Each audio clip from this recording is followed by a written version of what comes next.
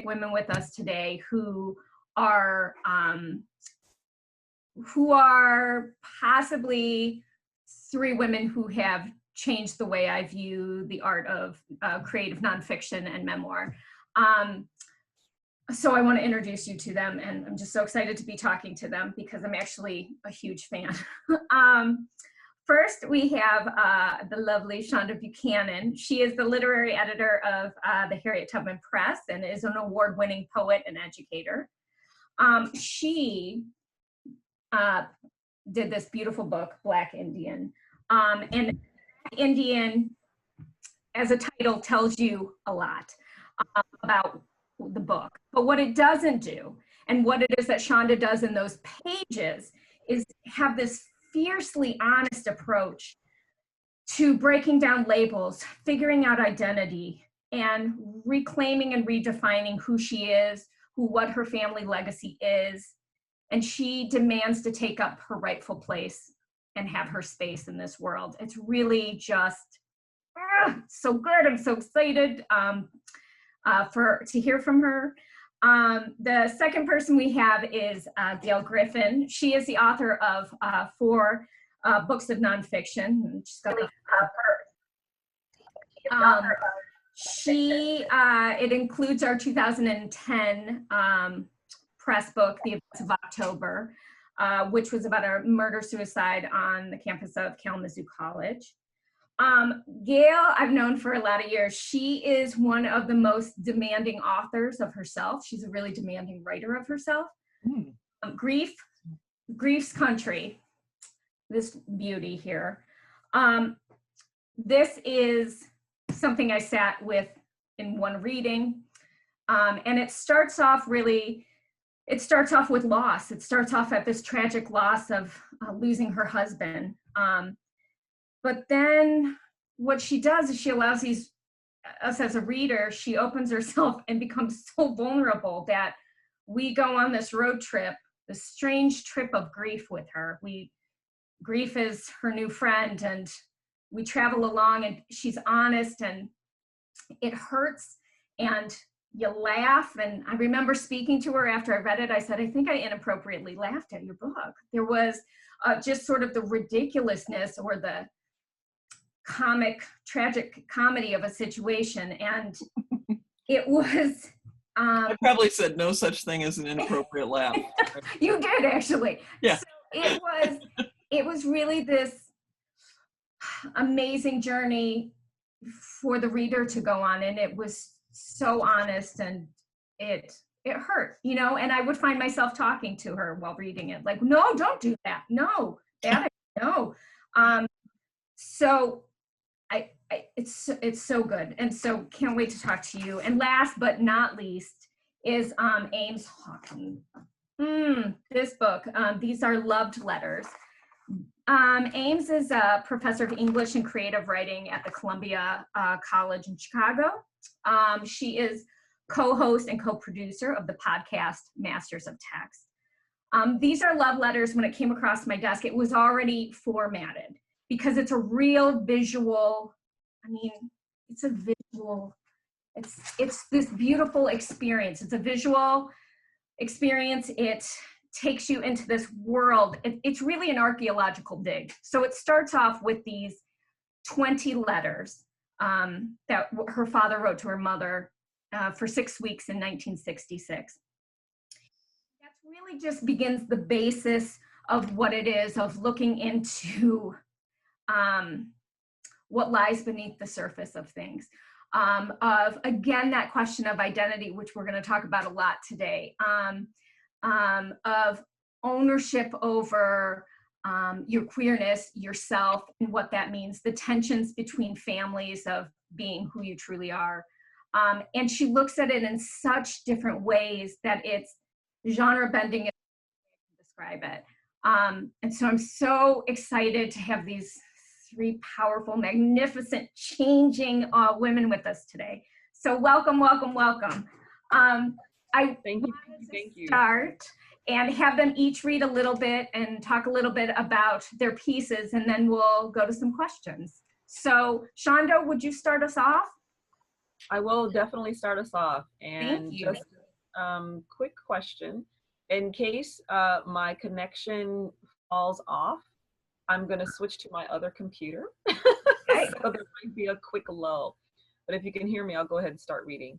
Thank you so much for doing this, Annie. And thank you, Jamie. And thank you to all the authors. And hey, everyone in here. Just thanks for, coming to another Zoom session. Hope everybody's safe. So I'm going to read from chapter 1 and chapter 2 of Black Indian. Wait. To tell you any of these stories, I have to tell you the first. The very first. Somewhere in Mattawan, Michigan, there is an infant buried on top of a 13-year-old girl's grave. The infant, stillborn, was giving a name anyway, but the wind has the syllables buried under its cool. The child's sutured eyes and never-kissed lips greeted that 1950s winter sky, the color of heron wings, when her father, my grandfather, opened another hole in the mute earth and laid his second unforgiving child's body to rest in her sister's slender, waiting arms. Finally, someone to hold. My Aunt Frida shifted and yawned into the earth. Together there, my two aunts, the virgin and the infant, kept each other safe. They shared the secret of each other's bones, and there were lots of secrets. Maybe I am the unborn child. Perhaps she returned in me to tell it from my woman child's hands, Velma Jean's daughter's hands, fourth girl child's hands, since we are, after all, the baby girls. At once the sixth seed. We both prefer the dint of rain in the earth to the din of voices, the fists, the liquor laughs, screams at family gatherings. Equally, we cherish our silence. And if I am her, what did I see hovering over the farm before the last mound of dirt covered me? What would I say first? Maybe something about the Potawatomi, the Ottawa, and the Ojibwe, building wigwams on the riverbanks before French trappers, missionaries, and settlers came. Something about Mama's sweet cornbread and Daddy's cold beer. The 5 little burnished yellow Mattawan fairies, mulatto skin, Pocahontas eyes. I would take you to the fields, to Wolf Lake, to the bait house, push you on the tire swing, lace to the top branch of the weeping willow in the front yard. You until you were dizzy, and then I would say it, but I don't know, I can't tell. 2. Hey, Mommy, I said through the door crack. I clung to my 9-year-old daughter's hand. It is hours past midnight. Hello, almost suspiciously, as if I bear more bad news under my blouse, in my airplane-tossed hair. My mother glares at me, cracks the front door one wedge further. I bite down on the useless "how are you" when death happens, and there's no point in asking. Come in, she finally says and steps back. As we enter, the dank June humidity of the Midwest seeps in like a long-lost friend behind our bodies and luggage, palpable, leech-like. We pour in with it, the heat smoldering, the damp, hot darkness turning my daughter's once air into a black puff pastry. She doesn't know yet that pressing combs were useless trinkets in Kalamazoo and Portage summer. And I think I'll stop there because I know we have 3 minutes. Is that okay? So good. I don't want to take everyone's time. But that's chapter 1 and the beginning of chapter 2. Thank you. Great, Shonda. Next up is Gayle Griffin and Grief's Country. Okay. Just calling this up here. As Annie said, this is the story of my loss of my husband, but that's actually covered in the first essay in the book. There are 9 of them, plus a little coda. And they're divided into 3 sections with poems marking the sections. The story of his loss is in the first essay. We had been married for 4 months and 8 days when he vanished into the Manistee River one night, and his body was found a couple hours later. I still have no idea what happened to him. We'd been together for 18 years, together in quotation marks, in that our careers were at the opposite ends of the country for most of the time. But we had finally gotten together in Michigan and gotten married, and 4 months later he was gone. I'm going to read from an essay called Bodies of Water, which is actually in the third section of the book, so toward the end. But there's no real chronology going on anyway. And it's what's called a collage essay or a mosaic essay. It's in pieces. And I'm just going to read the first couple, okay? Okay, Bodies of Water. You slipped around the bend in the river just past our property line. I wonder what caught you there, downriver. The neighbor's dock, tall weeds, a fallen tree. I can't think about that. The woods were filled with men in drab uniforms, lunging dogs, people in wetsuits, who finally found you after an hour. Then another hour of trying to drive life back into your body. I can't think about that. And then, just past midnight, everything stopped. Stop. Stop. Water signs, both of us. You were Aquarius. Slippery, you grinned. True. Behind a convivial facade, you were elusive, allusive, hard to grasp or hold still. You even spoke in codes. But Aquarius is not the water itself, but the water bearer, bringer of fire, douser of fires, quencher of thirsts. I am Cancer, awkward, overprotected, eye beads peering out from under a carapace, scuttling away under the waves. I'm sitting on a sunny rock high above a bend in the river, and you are wading downstream, casting out your line. You move across the singing current into and out of shadows. You cast, watch the bobber ride the water, reel in. You turn, assessing the stream, and cast again. I see it all, your composure and stillness, your deep integrity. The landscape, high bluffs, shining sky, rushing water, coalesces around you. Is this the day you tell me about the long, dark thing swimming upriver, coming straight toward you? You froze, and at the last instant, it veered around you and moved on. I'm going to stop there. Thanks, Gail. Sure. And last but not least, Oh, that was great. and these are loved letters. Did you all find this sort of awkward to read to a camera? So anyway, I'm going to give this a shot. So I'm also going to start with the very first passage of the book. Most of this, first of all, I want to say thank you to Annie and to Emily and to Jamie and to Christina for making this book possible. And I do want to acknowledge that the designer is Jessica Jacobs. And the thing that's so great about the press is that they let me bring my designer. And so that's why it's so gorgeous. She also happens to be my partner. That's another detail. And this book brought us together. It's another detail. It's another story. So, and I just want to make the observation that both of you read so Shonda's book, and Gail, you read passages that I think of as letters. Like when I opened Shonda's book, I was like, this feels like a letter to me. It feels like you're writing a letter.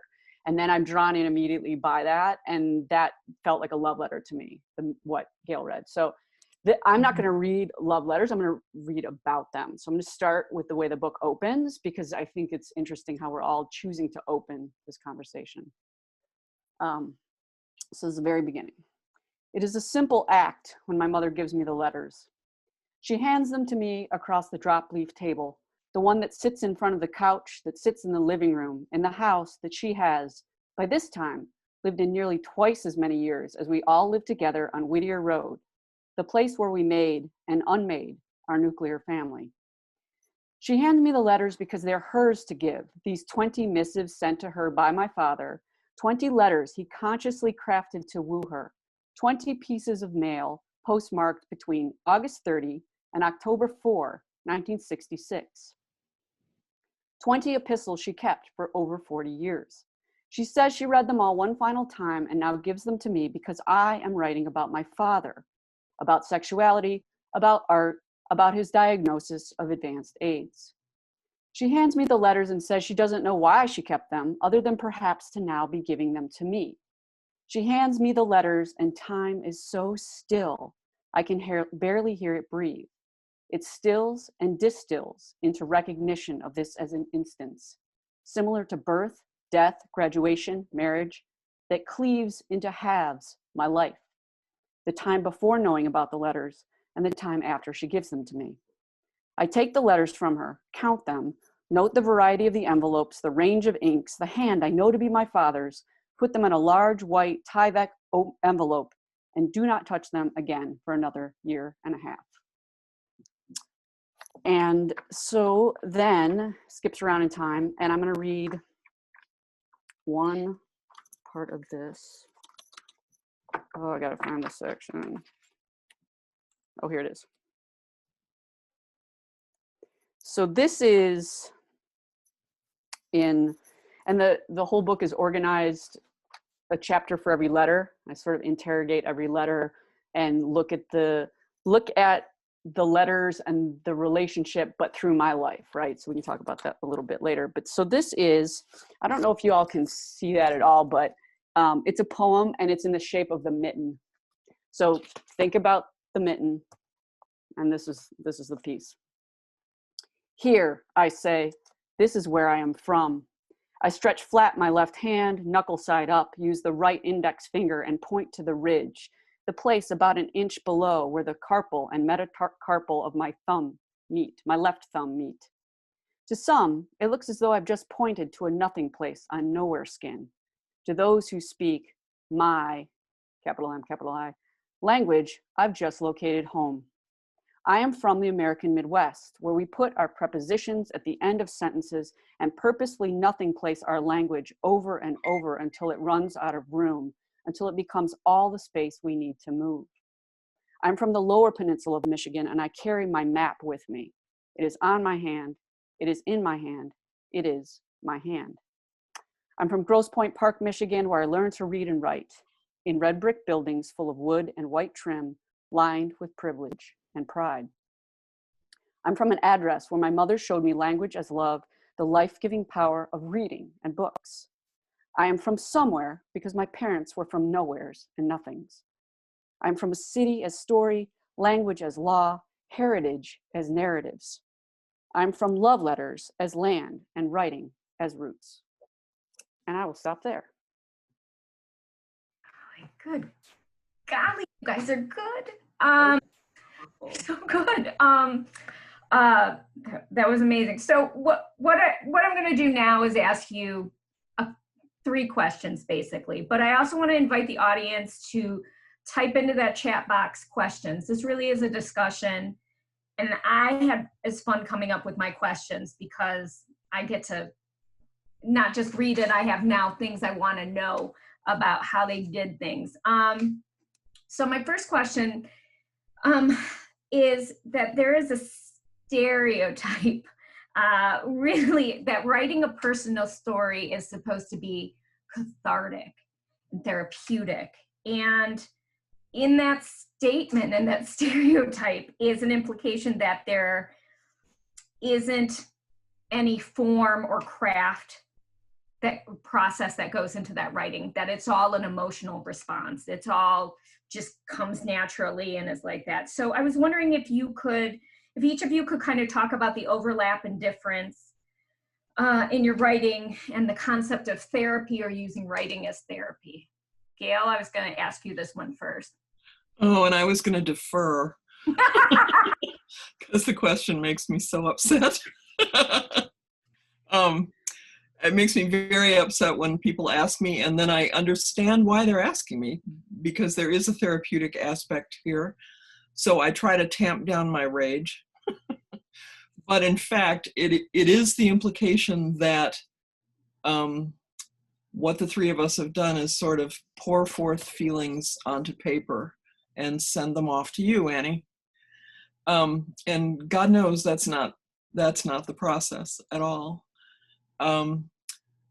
What I usually say is, no, I did therapy. I did 4 years of it after Bob died. It cost a lot of money and a lot of time, and it was very difficult. And this book was too, but they were two very different endeavors. I think therapy is about,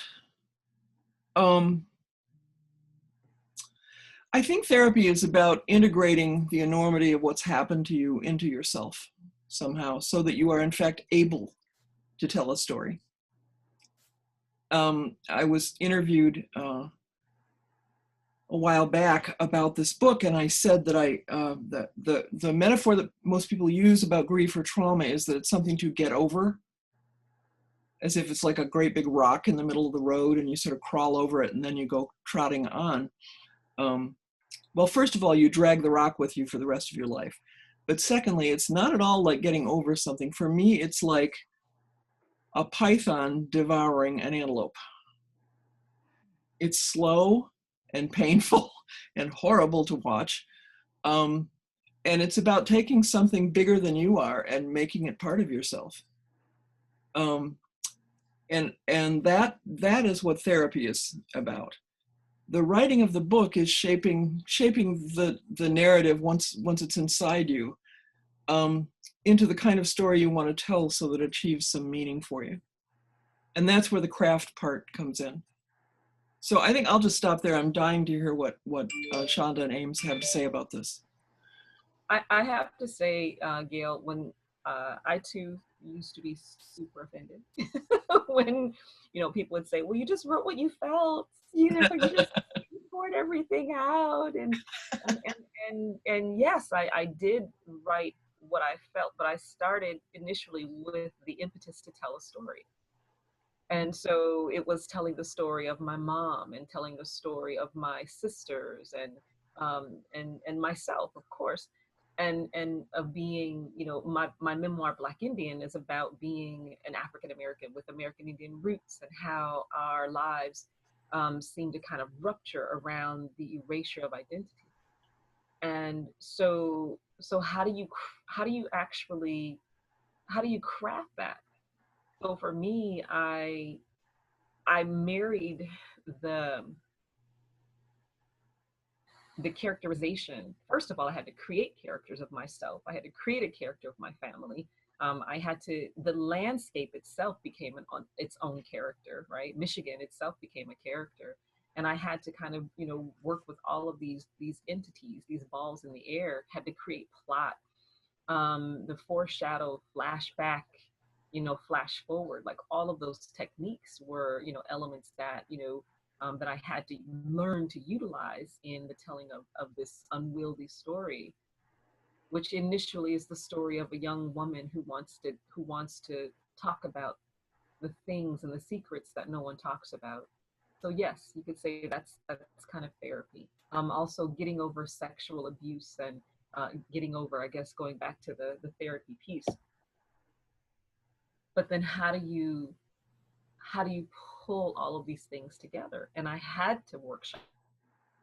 I had to, my gosh, I've been working on this book for about 20 years, I think. Yeah, it was like I'd say it's a 20-year in terms of the beginning, but then it was also in the actual writing and revising and the drafts, about a 10-year book. It's my 10-year book. So this kind of writing, memoir writing, is not simply a therapeutic task. It is a task, at least for me, that is at once, there's a duality with it. It is gratifying that I was able to work out some of the things that I needed to work out. but at the same time, it was even more gratifying that I was able to craft a story that other people gravitated towards and that they can see themselves in. So this was work. This was work. You're here. Ames, what about you? Yeah, I could pick up with that's work. I'm going to enter that the way that, so I teach writing, and I teach first year writing, creative writing, stuff like that. And the first things that you write might feel therapeutic. I think about it that way, and it's just raw, right? It's stuff that nobody else wants to read. It's when students are writing rants or they're writing these really raw things, nobody else wants to read. That's my job to read it. But you have to you have to think about what you're going to do to remake it, right? Enter that scene or enter that situation from an angle that's unexpected. Enter the emotions. They're your emotions that drive you to want to tell that story. But you really are working with the craft, as these two authors, Gail and Shonda, are talking about. So for me, and I primarily want, once you're working at this, you really want somebody else to have their own experience with this and to connect for themselves. For me, the first, I totally identify with what was being said about how long this project took. So the very first, there's parts of this book that were written in 2007. So when I first started writing this project, I thought I was going to write the next AIDS memoir about my dad. But the thing is, memoir isn't about somebody else, it's about you. So that's also this really huge vulnerability that I had to get over. So, I mean, there were like 40,000 words, and I would take these to writing workshops, and then everybody was like, yeah, that's nice. Because I'm trained as a scholar, not necessarily as a creative writer. So my writing's very dense. And so I got all this advice, and finally it was like, I needed to, dense in a good way. It's extreme. And so start to break it down. Don't have a 40-page chapter, right? Tell it in bits and pieces and chunks. And I started to think about what it would mean to the letters. When my mom handed me these letters, it was a total gift, and it kind of dropped in my lap, and it created the frame, the mechanism through which I could get at some of these themes and some of these ideas, like, why do I exist? Why am I here? What's going on in the world? Through something that's really confined, like you need constraints, right? That's everything about design is about constraints. And so that's a 10-year process to bring this piece, this book, which again, I agree with Shonda. I'm a character in the book. It's me, it's not me. My dad's a character. It's him, it's not him. And you know that when people who didn't know him read it and they're like, and when they say certain things, I'm like, well, no, that's not exactly right. But it's as accurate as I could make it, telling my story in the way that was real for me, and how I understand how I fit in life because of those things that have happened. Some happened to me, some of it didn't happen to me at all, but it's how I'm working with it now in that knowledge. So I'll stop there. Thank you. You know, one of the things as an editor that I noticed too is that when it comes from that raw spot, when it comes from that thing of writing as therapy, it's not very interesting to read, because it's so, I mean, who doesn't like a good journal entry to read or a diary? But there's something about it that doesn't connect, because it's almost too personal. It's almost not enough about the craft of writing itself. So it's one of those things, we get a lot of creative nonfiction, a lot of memoirs in that way. And that's one of the things, probably my biggest criticism of why I connect or why I don't connect to something, is that idea of working it over and over again. So thank you guys. Can I add just a couple of things, Annie? Yeah. On the tail of what you just said. Yeah. I think one of the mistakes that beginning writers make, or that people who don't write make when they read memoir or think about memoir, is that the raw narrative of what happened to me and how awful it was only means one thing. And what it means is it hurts, it hurts, it hurts, it hurts, it hurts, it hurts, it hurts. And that's not very interesting after a while. to actually find out what your story means, that the thing that happened to you, or the mystery that you've decided to uncover in your family, or whatever.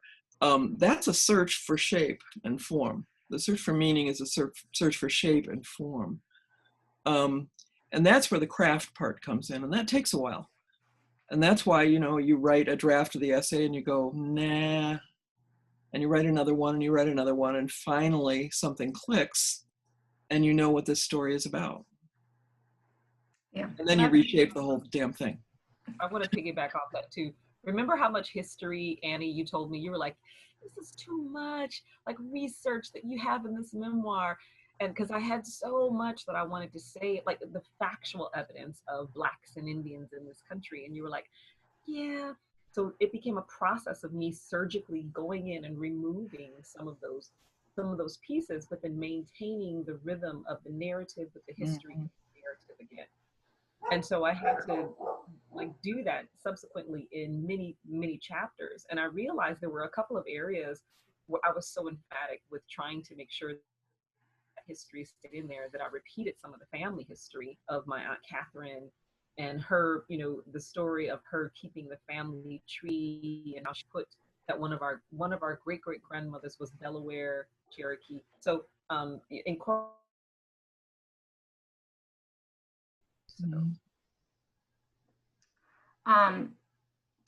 So this idea of narrative, and all three of these books, you're the writers, it is through your lens that you are looking at things. But I wonder about the difficulty about writing about other actual people.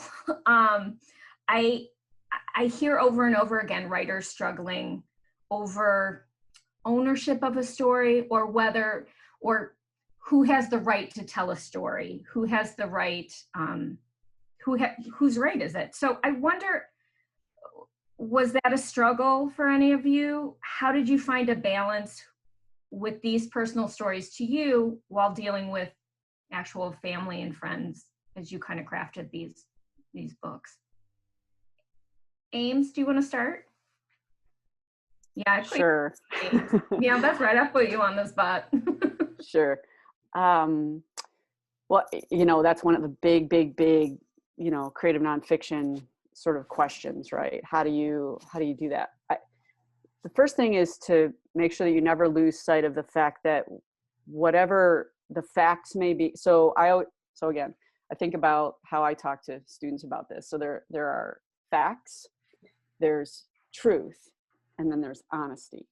And so whenever you're crafting something, you want to be as reliable about the facts as you can.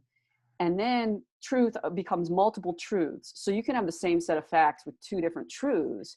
I'm telling my truth in the best way that I can. And the way that it's going to be, the way that it will reach a reader, is if I'm also being as honest as I possibly can. And it's the honesty that's the most difficult thing, because that's when I have to get out of the way of my own ego, or let go of what somebody else might think about this. So it was, when you think about characters, right? So my mother's a character, my father's a character.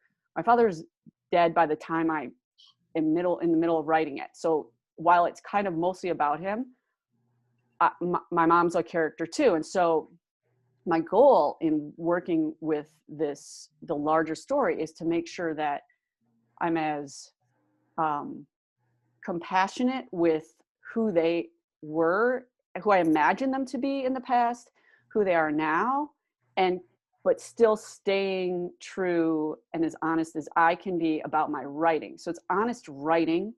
I don't think there's any big tell-all. There's nothing I'm trying to reveal. There's nothing I'm trying to hurt anyone with. I'm not trying to, and that would be too raw. That would be the stuff that you're trying to get at something that's bigger than just the truth of what it is you're working toward, right? And that's when writing becomes art, and that's when you have somebody really connect with it. That's how I think about it.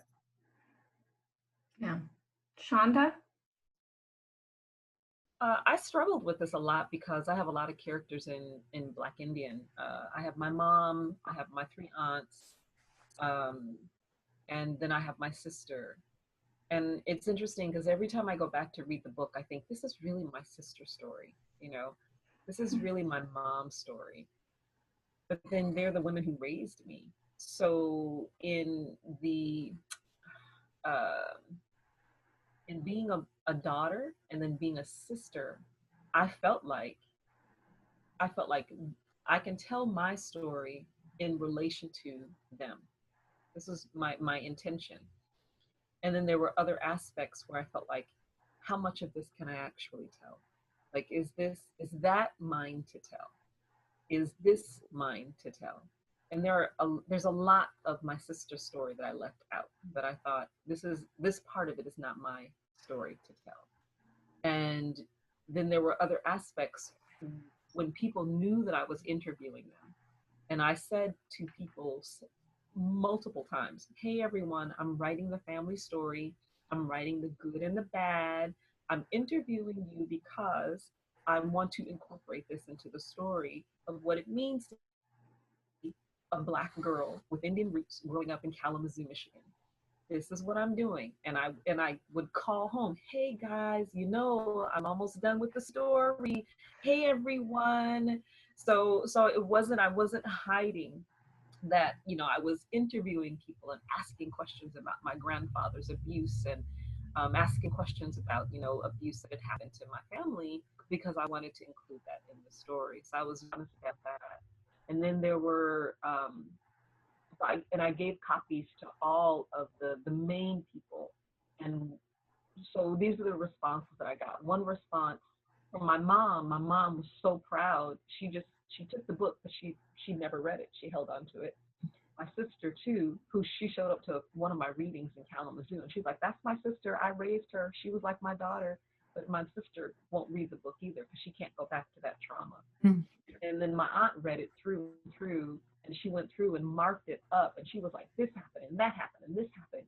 And then, so there, I tell one of her very traumatic stories in it. And when I finally talked to her, she read it, she sent it to me and marked the book. And then she came back to me and she was like, take my whole story out. And I was like, I can't do that, Aunt Irma. So we finally changed her name. Oh, sorry, I just said her name. Anyway, so then I had a couple of other family members who said, after they read it, they said, because you wrote the story, I was able to confront my abuser. Like family members that I'd never even knew who had been abused in any, sexually or any other way. And so it was interesting that we were kind of living simultaneously, like we were living simultaneous stories. And you could say I was brave or dumb enough, to actually put certain stories in public space so that we could see each other and see what had happened to each other. So it was very difficult in some instances. And even now, my sister, I'll ask her, about something that I wrote, and she'll say, no, I'm not going to read it, but I'm glad you wrote it. Wow. That's wow. Gail? Yeah. Not nearly as much trouble with those issues with this book than with previous books. The last book that I wrote about the murder-suicide at Kalamazoo College, there were lots of issues of whose story it was and how I'm representing people, especially people I didn't even know, including the victim and the perpetrator of the crime. And I have been challenged a couple of times, not often, on why I thought I had the right to write the book. I never had any question about that. I never do. I always feel like it's my story to write. Probably some arrogant thing on my part, but that's the way it goes. When I have a story in mind, it's mine. With this one, I did pay attention to the fact that my husband's children might be reading it, that other members of his family might be reading it, and that caused me to make one or two changes, leave a couple things out, but not much. I have in the past changed things, disguised people to keep from hurting family members. I do think it's my story, but I don't think it's my right to hit people over the head with it. So I make changes. It's interesting. Okay. I always think about when I read things, I have two sisters, and how we can all be at the same event. And when we tell the story, it is three different versions of what happened. Yep. That event. And all of us tend to be the main character in whatever story we're telling as well. So it's a really interesting concept, but one that continues to come up in this genre, and it is something that people do worry about, and I never think it's bad to be thinking about those issues. I never want it to scare away a writer, but I want it to. It's not ever bad to say, okay, I'm telling this story. How is this happening? Through whose lens? Is it like, again, that sort of ownership? I never mind those questions. It usually, I think people get into trouble when they don't ask those questions or think about it a little bit. But so my third question is, while each of these works are really personal, the question of identity looms large throughout these three books. And it's one of the reasons I think it's so easy to connect to these books. It's one of the reasons I think I connected, and why I think readers are connecting to them, is these questions of identity, because that's sort of the human experience, especially as women too, again, that human experience. And I wonder if you could talk about the ways that concepts of identity, whether through race, gender, sexuality, even a title, being widow, however it is, whether you struggled through those, whether they were a gift, kind of these concepts of identity, they were struggles, whether they were neither and it didn't come up during your writing process. I just wondered how each of you kind of dealt with that issue. I'll start if that's okay. Great. So for me, being a Black person in America, I never had to struggle with the identity or ownership, with regards to having the ability to tell that story. But I did struggle with how much of the Indian story, as we say from my community, we say Indian or American Indian or Native American, how much of that could I tell in a way that people who are full blood, who grew up on reservations, would know that, I'm telling an aspect of the American Indian story in connection to a mixed blood person, right? And a mixed blood communities, and how the African and the American Indian or Native American came together. So I struggled a lot, with that piece of it. And it's interesting because I'm actually working on a second memoir, Annie. And this is more Yes. Yes, I am. It's my Black Woman Eat, Pray, Love. And so this is the part about a lot, like, it's ceremony and spirituality and relationships. So how much of the ceremony that I have done, could I write about in Black Indian?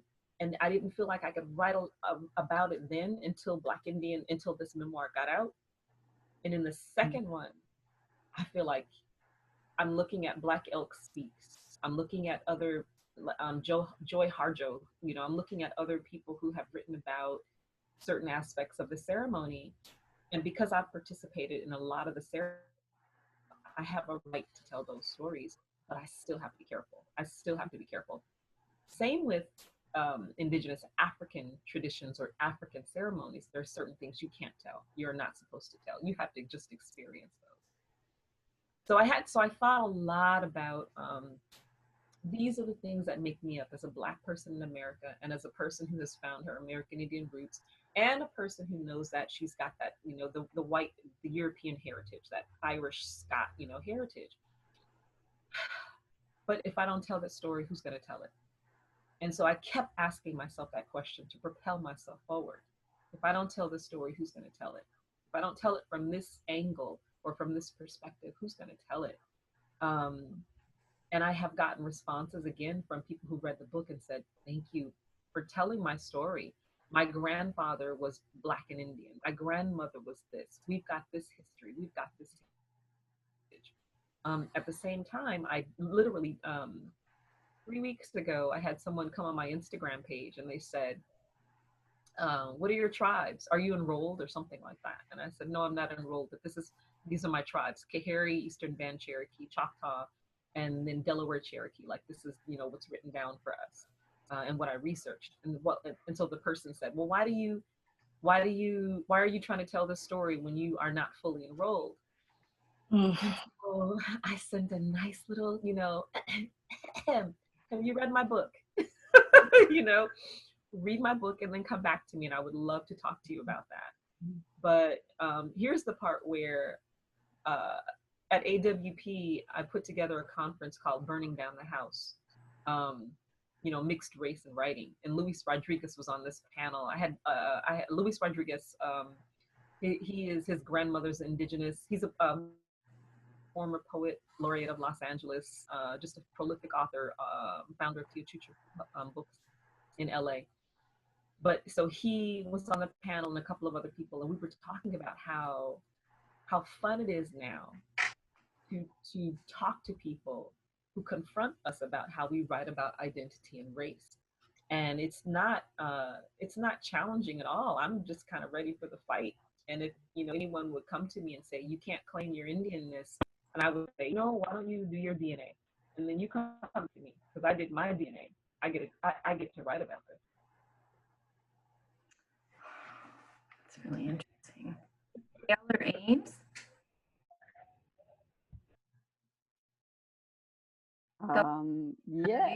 Yeah. So identity. Well, I think I started writing it really focused on, the queer identity thing, and it really turned into being a story that's more about my father identifying as an artist and me identifying as a writer. So we get put in the same camp as, we're the same because we're queer. And it's really more about what my struggle is to feel like a creative writer, and his personal struggle with what it was to be an artist, because he was an interior designer who did art his whole life. But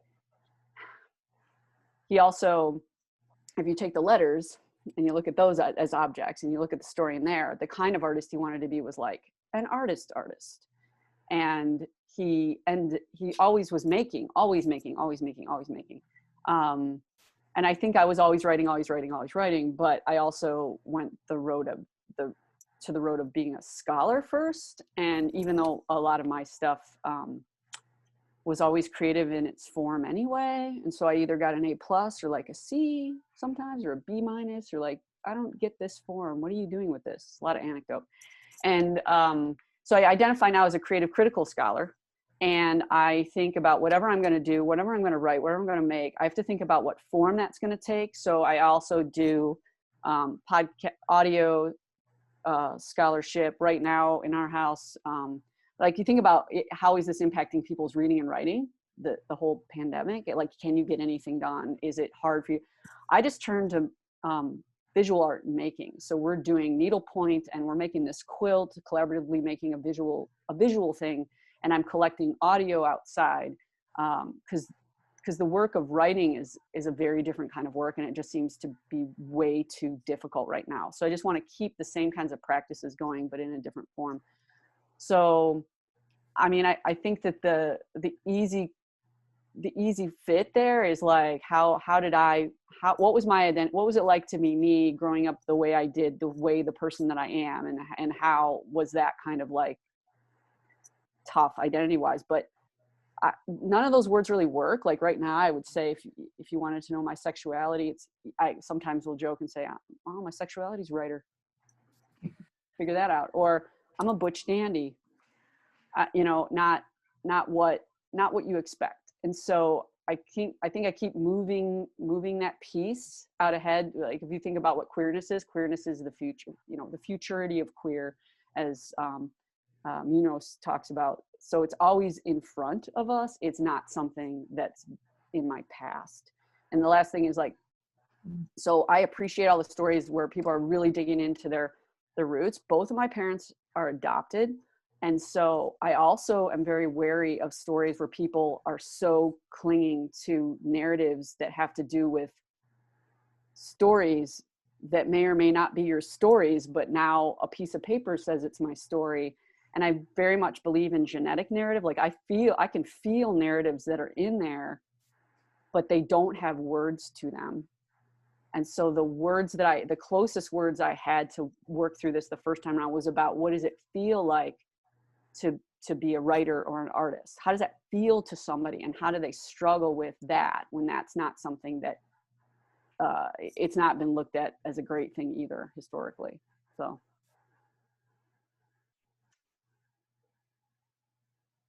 that's my answer. I like that answer. There's a lot to chew on in that. Gail, what about you? I'll be brief because I know we want to get to questions from our audience. This book is much less concerned with social identity than anything I've ever written. I mean, everything else is just suffused with gender and race in particular. But I must say, I being me and thinking about that stuff all the time, I do pay attention to widowhood as a female state historically, and how it has always meant something very different than widowerhood has meant. And also, in retrospect, heterosexual coupling and the privilege of that. And what enjoying that meant in my life, and what losing it meant. And going back to that sense of being a woman alone. Alone always means not accompanied by a man. And being very suddenly precipitated back into that way of interacting with the world does have an impact on the book. Yeah. Thank you. Thank you for those answers. I really appreciate it. I have a question. If you guys have any, get them in. But I've got a question from Janet Anderson. And she writes, the concept of mosaic essay is new to me, and I'd like to hear more about it. I think of our emotional life as a continuum and grief as the end of it. Is the mosaic essay really working from a different view of emotions? Yes, probably it is. I mean, I brought up the term, so I'll start that. Others can chime in. Maybe it certainly negates a linear view of emotional travel, the emotional process. The mosaic essay, or there are other names for it too, is about juxtaposition rather than linearity. So in a way, to me, it corresponds much more to how we actually do experience the world. We don't think in lines, either chronological lines or verbal lines of sentences. We think in juxtapositions. Things, you know, I'm listening to all of you and being fascinated, thinking about my own book, and there's birds outside my window going apeshit right now, going really nuts outside my window. And that's all juxtaposed in my head along with a bunch of other stuff. So I think the mosaic essay probably evolved to convey that reality, that things placed side by side sometimes tell a story that's very different from things placed next to each other in time. That's the best I can say about it. Okay. Yeah, I would I totally agree with that. And so some of the other terms for it, segmented essay, lyric essay, sometimes people will use that nomenclature. And I think that in a way, my book is an extended segmented essay, right? It so absolutely is, yes. It has that's the work it's doing, right? So it's writing in you know, to me, I was thinking about it in 4 different genres, and then even then they break down. And so I think what's really cool about these three pieces is that they're doing that kind of transgenre work.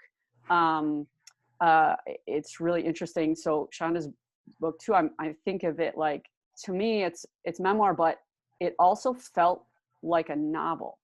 And that was really amazing. So often memoir can never leave memoir. And Gail's book it's poetry, poetic. So it's a prose poetry plus there's real poetry. So I have some poetry in my book too. You know, there's this whole thread that's going on, and it's juxtaposed. And what's that? So, and photographs. And so the juxtaposition, right? The reason that that's so powerful is that there's space between for you to make different meanings. So when you start reading something that's linear and you just kind of go from sentence to sentence, there's no pause for the reader. There's no moment for the reader.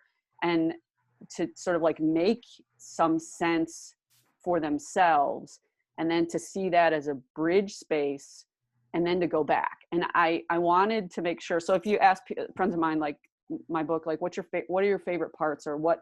So the scholars are like, I love the theory parts. And then when some people are like, oh, that was just too much. I say, you can skip it and you'll still get something out of it, right? So you can move around yourself. So it becomes something that does not have to be read linearly at all. And I think when you start to undo time, and all 3 of these books undo time, they redo time. Grief is not at the end of anything.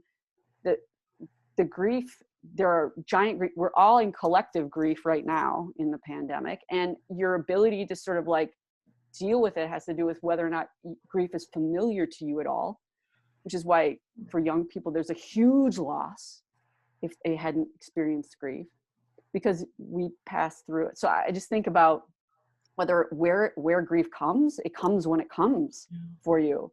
In my book, it comes right at the beginning. Grief is the beginning of the story, not the end. Yeah. So great. So I have one last question, and it is, I am wondering if each of you can talk about what you've read lately that has stuck with you.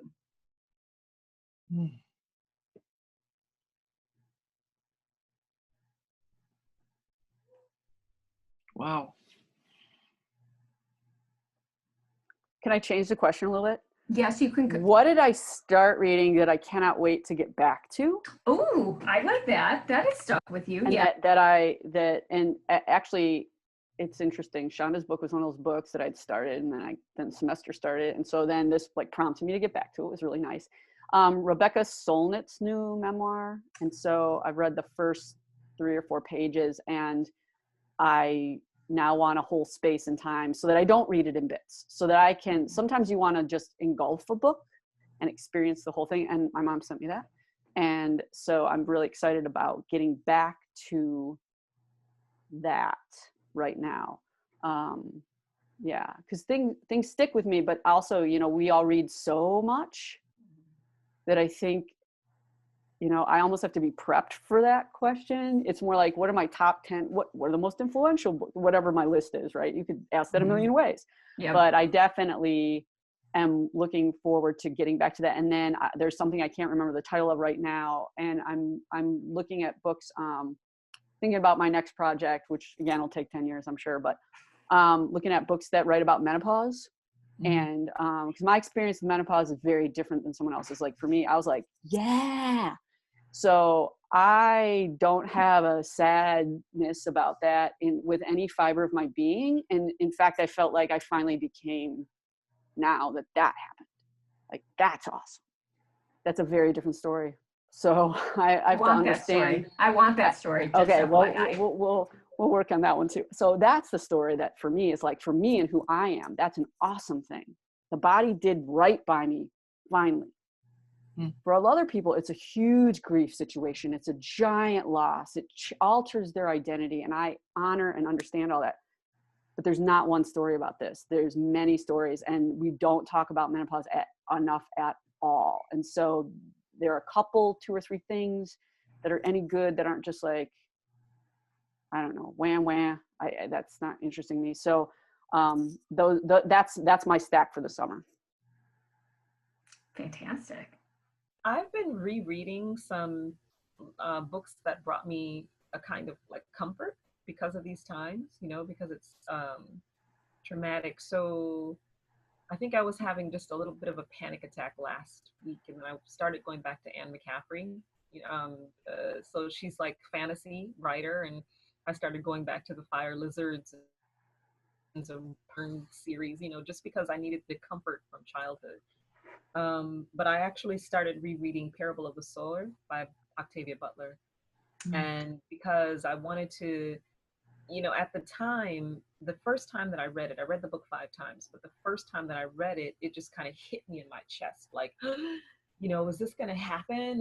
Could this happen? In Los Angeles, could the system break down? And then over the years, I just kind of heard of her, her prophetic talents as a writer.